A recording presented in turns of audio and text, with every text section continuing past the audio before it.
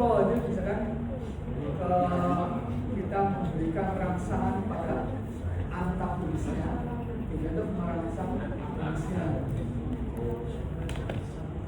atau iradiasi, jadi pada bagian tubuh yang lain untuk merangsang antagonis yang lain. Kan dapat tahu domainnya kan gitu ya. Sehingga di domainnya pada pola-pola latihan yang berpola. Dan kita dia bisa memberikan perasaan seperti itu. Sehingga pada fase awal, pada fase akut beberapa serangan terjadi flashing paralysis. Sehingga nanti intervensi kita lakukan supaya merangsang side effect. Cuma juga harus hati-hati kalau kemudian potensi kerusakan pada ekstra piramidal.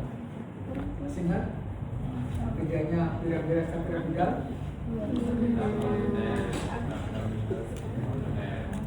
Kalau kerusakan piramidal, yang bilang apa?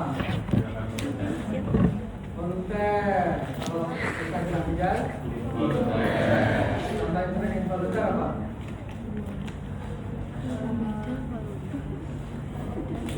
Tonus, meningkat, spasitas. Jika pada kerusakan simpatik piramidal, potensi terjadinya spasi sangat tinggi. Maka ketika kita memberikan rasa stres, itu harus juga dengan aproksimasi. Tidak kalau kemudian yang kerusakan piramidal kita stres terus, dapat bakalan untuk merangsang tonus, bisa tonus. Kapan piramidal ekstra piramidal terjadi? Stroke, ini tahu ini piramidal. Saya dari lokasi kerusakannya. Kalau pendarahannya subarachnoid, kemungkinan besar kerusakan pada piramidal karena pada area saja yang menang. Cek pendarahannya intracerebri, kemungkinan besar terjadi kerusakan ekstra piramidal. Intervensi kita lakukan ya. Kalau kerusakannya ekstra piramidal, itu kita membuat supaya tidak terjadi peningkatan terus yang berlebihan. Efek disertai dengan aproksimasi. Jadi kalau piramidal, bisa kita rangsang timbul tonus sebanyak mungkin. Makanya kita rangsang supaya efek terus. Nanti ada definisi di PNF dulu. Nah, analisis yang tahap kedua mulai timbul tonus. Jadi setelah beberapa hari kemudian, kalau durasi bervariasi tergantung kerusakannya, ada dengan jam, ada juga dengan hari, bahkan juga ada sampai dengan minggu.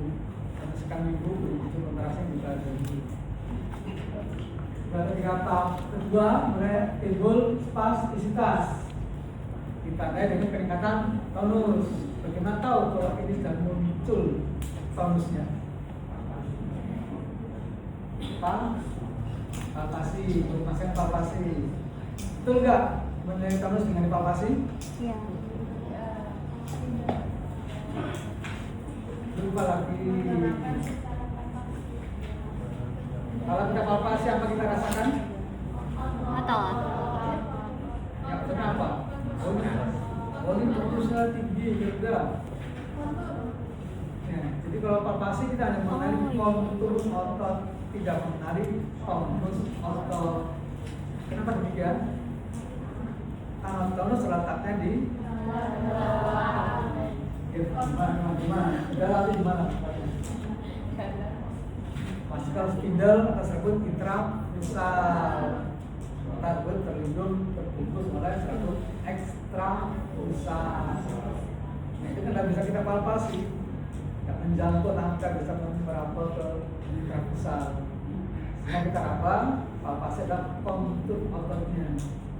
Nah, kontur otot tidak berbanding lurus dengan tonus. Contoh pasien stroke ya, kita pasien stroke, ototnya diraba lembek, konturnya lembek. Tetapi ketika ada rangsangan, refleks dia langsung meningkat tonusnya. Jadi kan tonusnya tidak tinggi, tentu konturnya juga tinggi. Ya kalau di palpasi kita mengenali kontur ototnya, belum mengenali tonusnya. Dan bagaimana cara kita mengenali tonus? Ya, Pak? Tadi parameter yang bisa kita gunakan apa? Alat ukurnya apa?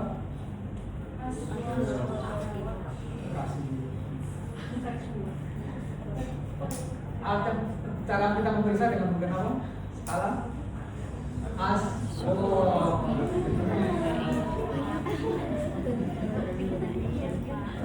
masih ingat dong asbab ya? Pada pemeriksaan asbab ada yang dipalpasi? Tidak ada palpasi, berulang. Masih ingat dong? Skalanya ada berapa? 1 sampai 0 sampai? Masih ingat ya? Semua. Jadi macam dari 0, tidak ada tonus. Kemudian terjadi rigiditas, paling minimal rigiditas. Jadi datang figural dan kamu dengan rigid. Dari 0 ada tonus, dan kemudian kembali rigid di jam 2 yang disebut scale. Sehingga muncul bisa kita ketahui apakah dia sudah masuk pada stadium 2 atau belum. Kalau dia mulai muncul tonus dengan tonus masuk kepada stadium 2 dengan spastisitas.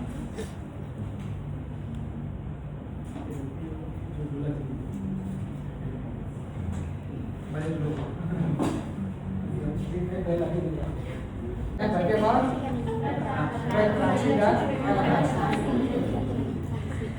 Kemudian soldernya abduksi dan eksorotasi. Abduksi, eksorotasi. Kemudian elbonya fleksi, forearmnya supinasi, bisa fleksi. Cenderung akan terlihat ya nanti bahunya yang akan tertarik ke belakang, retraksi dan elevasi. Kemudian ini tegaknya terbuka karena abduksi dan eksorotasi. Kemudian supinasi bisa fleksi. Apa sih? Pola fleksi. Dan perjuangan sekali. Dan pola ekstensi. Kebalikannya, skapulanya protasi berarti ke depan dan represi. Protasi dan represi. Soldernya adduksi, jatuh mepet. Mepet dan L-nya ini misalnya dia kita rotasi jadi mepet ke dalam tubuh. Forearmnya L-nya ekstensi, forearmnya pronasi jatuh ke bawah, brisnya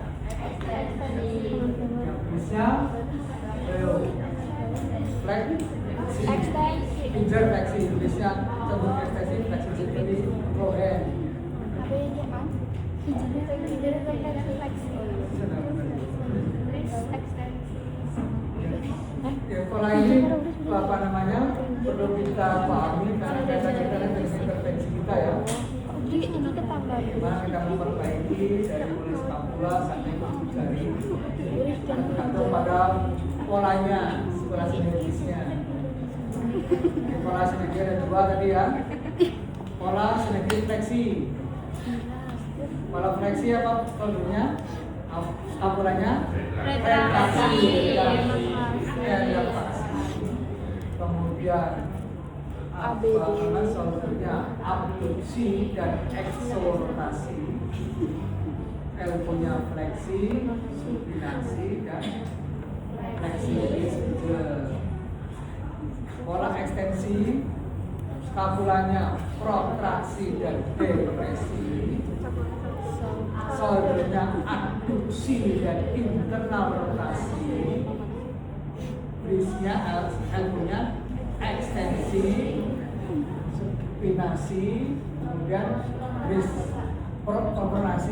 pronasi kemudian apa namanya, bridge-nya ekstensi dan pinggirnya fleksi. Jadi koherens.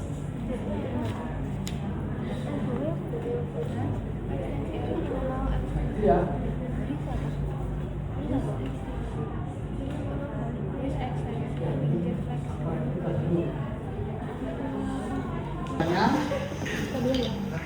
Retraksi dan elevasi. Kita mulai dulu skapulanya.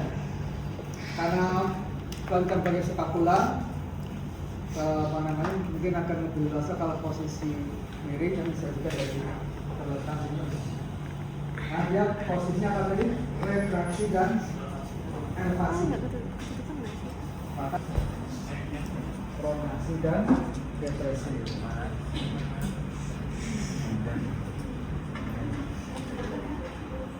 Jadi tangan saya ini yang ke atas ya, dorong tangan saya tadi, dorong. Iya. Dorong. Kemudian saya dorong, tekan pause. Angkat, dorong, tekan. Tangan yang satu kita memberikan untuk apa namanya, memberikan resistensi. Yang depan, tangan yang belakang memberikan fasilitasi. Jadi yang depan memberikan resistensi, yang belakang fasilitasi mengarahkan gerakannya. Tangan saya dorong, yang belakang ini memberikan gerakan, mungkin Pak saya belum bisa gerakan seperti ini ya. Dorong, tekan. Jadi bisa kita ke skapula, tapi juga nanti dengan dari tangan bawah. Kalau yang bawah kita bisa langsung pegang ke skapula depan dan belakang. Tujuannya supaya nanti yang depan kita akan berikan resistensi, jari tangan saya memberikan fasilitasi. Dorong, tekan. Dorong. Nah, kalau prinsip pengen tadi nggak boleh strike, reflect. Maka kita tekan dulu, dorong bersamaan. Ketika kita berikan start reflect, kita langsung dorong. Masih itu ya prinsip pengen ya. Komando apa-apa, start reflect kan bersamaan ya. Oke, dorong. Kemudian bahunya apa? Shouldernya apa? Pola-polanya fleksi, abduksi dan eksorotasi. Dan kesalahan gerakannya adalah abduksi dan internal rotasi.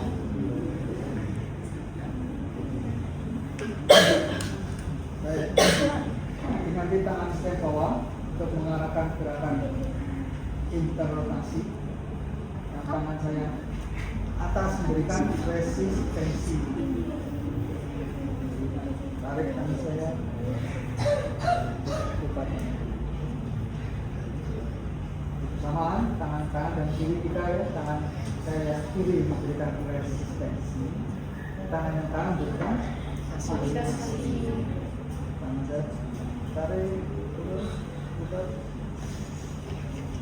Jaraknya abduksi dan internal rotasi. Kemudian L-nya apa? Fleksi. Kalau fleksi tambah satu arah ya. Langsung ke apa namanya kita berikan ya. Satu tangan kita memberikan untuk memfasilitasi untuk ekstensinya. Kita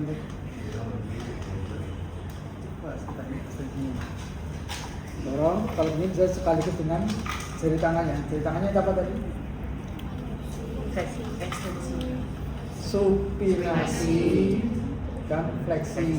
Berarti nanti gerakannya ekstensi, pronasi dan ekstensi. Ini tidak pola PNF-nya masih gede. Jadi pokoknya dorong, ekstensi, pronasi dan ekstensi. Pola PNF-nya di berapa itu? Di 2. dorong, buka jarinya, dorong nafasnya, dorong. Ingat pola ini ya. Jadi L punya ekstensi, pronasi dan ekstensi release. Dorong.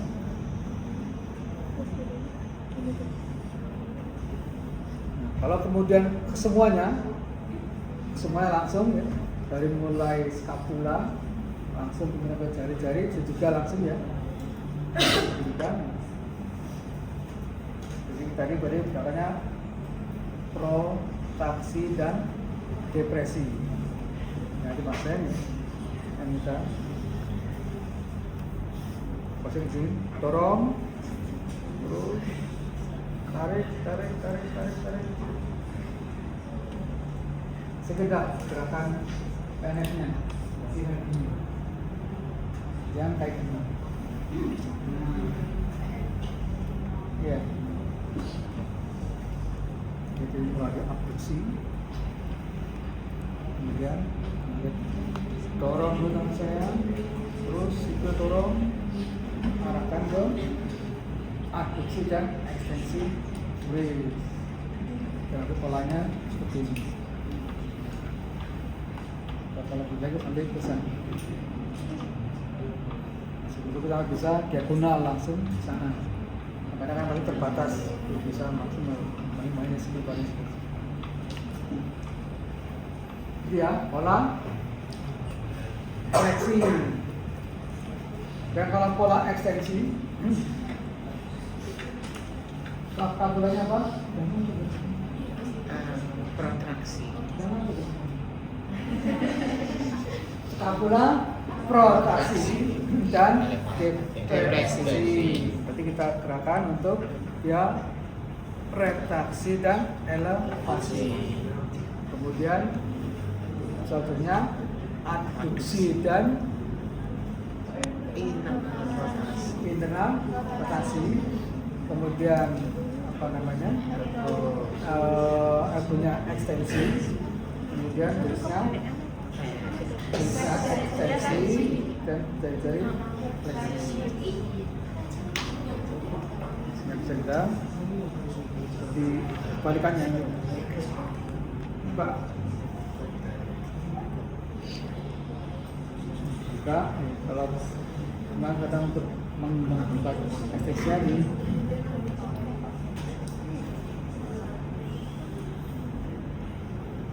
Jadi dari mulai bahunya tekan ke bawah, tarik ke atas, kemudian lebarkan bahunya, dan tarik ke bawah, buka, jari-jari buka. Jadi dibuka, ini kan harus fleksi, ekstensi dan jari fleksi.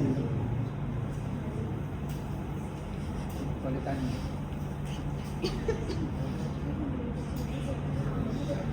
Dorong, buka, lebar. Masih ingat ya teman-teman PNF ya? Ya. Ini kalau memang sudah dapat kan nggak perlu saya ulang dari awal PNF itu. Karena ada beberapa prinsip pada apa namanya, jadi initiation, kemudian evaluasi, workflow. Beberapa namanya ya, ini beberapa metode di PNF ya bisa kita gunakan untuk pada itu ya. Coba sekarang praktekkan dulu bagaimana kita